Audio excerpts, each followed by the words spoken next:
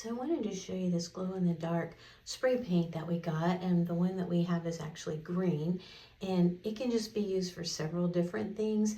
If you had like a bike helmet that you wanted to spray paint if you're out riding when it's darker at night, that way you would make sure you could be seen. You could use it actually on your bike, or like fishing if you wanted to put it at the end to see it when you're out fishing. So what I did was I went ahead and put these on some rocks just so you could see what it looks like before I turn the light off. But let me turn the light off and then you can see how they actually glow. So they really do, you can tell, glow a lot, and they're just really pretty. I mean, these are just rocks that I did, but you could actually put them on just about anything that you wanted to.